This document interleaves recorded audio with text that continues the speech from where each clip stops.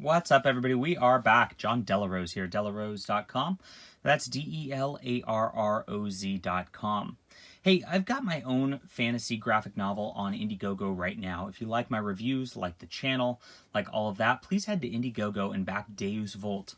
I promise if you're a Conan fan, you're really going to love this, especially the art on there. It looks like original 70s Conan stuff. That link is in the description below, so check it out.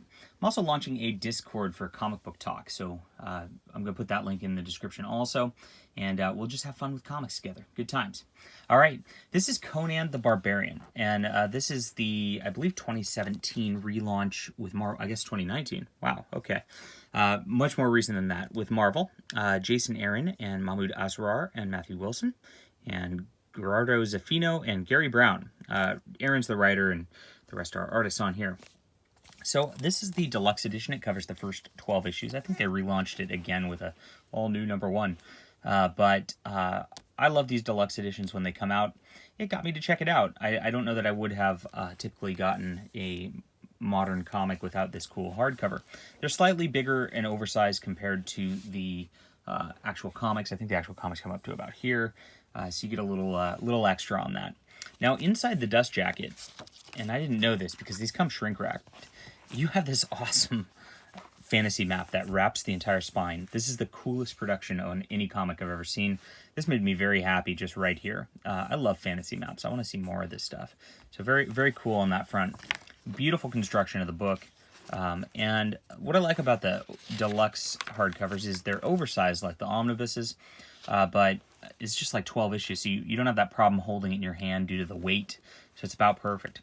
So Mahmud Asrar does pencils on 1 through 3, 5 and 6, and 9 through 12. He's actually one of my favorite artists. That's kind of the modern ilk. And we have Gerard Zaffino doing the fill-in work on 4 and 8. Matthew Wilson does a good job on the colors too. So we'll get into this right away. Now each story starts with like one of these like quotes, and you get the issue cover over here. The covers are very nicely done also. And it starts out with like this like story. You know, you get Conan's birth, you get Conan as king, you get Conan kind of as he's in his like fighting prime. And every single one of these is a, you notice how the colors like the reds on the page like really work on this, and then this gets more of a brown. Gives you a real good fantasy feel through here.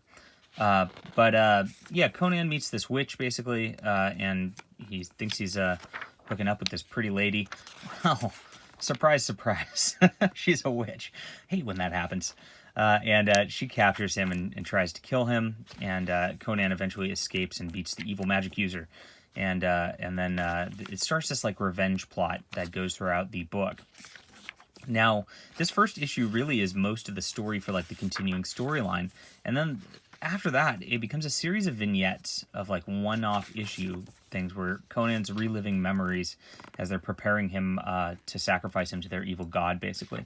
This is a very cool drawing by Mahmud Asrar. I love the big snake dragon thing.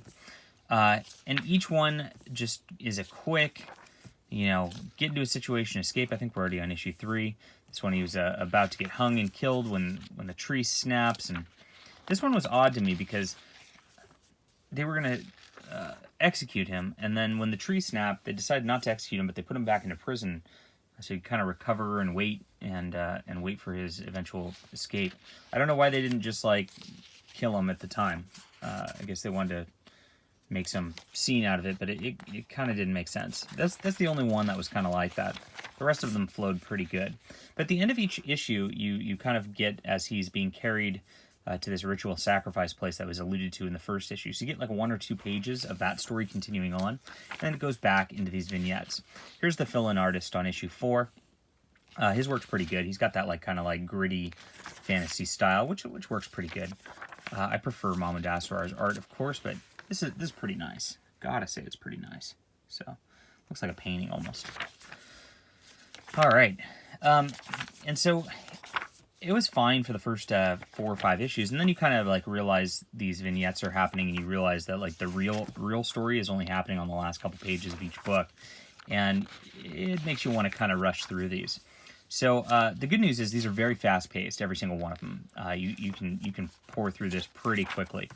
But the bad news is, again, like these vignettes kind of just end up the same story at the end, and there's not a ton of development. Like, the development of this whole thing from issue 1, where they're pulling him into the ritual sacrifice thing, is very slow. So it's like, you knew that he was going to get pinned down to ritual sacrifices in issue 1. We're in issue 6 now, so there's not a ton of development with that. Now that starts to change toward the end of it. This is an interesting one that references the Pirate Queen issue, and Asrar draws some beautiful women through here who are nice to look at through the entire issue. So I was very happy about that. Again, the colors really stand out for me. You get the blues contrasted with the reds here that look really nice all the way through. And the art's eye candy. You know, the storylines, they're all right. I mean, like I said, each one of them like has its own thing. I already went over the one that I kind of took issue with. That was probably my least favorite. This one might be my second least favorite, with the fill-in art going on here, and these like zombie wizards kind of took over some people. And it starts to change. There's one issue where Conan actually, I guess I'll spoil into here, actually bites it. So into issue 10, you finally get past all of those vignettes, and you finally get back to the story of like the whole deal, which I'm very happy about. And in this one, Conan, it really goes over the past and how this lady became the witch, and how these kids kind of hunted him down, children of that witch, and then they finally stab him kind of in the heart, make him bleed over the course of it to kill him. So it finally develops in issue 10. Good stuff. All right, a couple fillers. And a couple just vignettes throughout, and then we get this really cool one. Issue 11 actually made this whole volume worth it for me. Conan's kind of in this afterlife spot, and again, the colors are just super nice colors. And he ends up fighting with Crom in the middle of this, and so I found this to be the most interesting part of this, because he always goes by Crom in all the Marvel comics, right? But this time he actually meets this thunder god. I love the visual representation of this; so cool looking. And then he actually, you know, kind of talks back to the god. Really cool Conan fashion, where it's just like, I'm gonna fight no matter what. And then Crom resurrects him and re-gives him life. So a very neat issue 11. Totally worth it right there, as we get to the wrap up where Conan then fights all these witches and their demons, and some cool art through there. And we get like an easy come, easy go on horseback right off into the sunset. So that's exactly what you'd want. The only issue is, like I said, you know, you get the vibe, you get the first issue, then you get the vibe of like issues 2 and 3 and 4. You can kind of skip to issue 10 without missing anything for the story so much. There's a couple good ones in there, and again, like, I like the art a ton. But it did feel like that decompressed sort of deal because of that, even though they were single issue vignettes for all of them. Each one really had its own story to it. But the main storyline's what hooked you and drew your attention, and it just dragged a little too long to get to that point. But once you get to issue 10, it picks back up again. Lots of fun. You get all these variant covers and stuff in the back. And again, the art's awesome. The production of this just makes it worth it just for this. Holy crud. Very cool. I want to get rid of the dust jacket almost. But it's good stuff. So I read this very fast in one night, and I pretty much had fun with it overall. So I would call this like an 8.5 out of 10. Pretty good representation of Conan. I didn't see anything that felt out of character or anything like that. Very enjoyable stuff. All right, hit that like and subscribe button. We'll see you soon.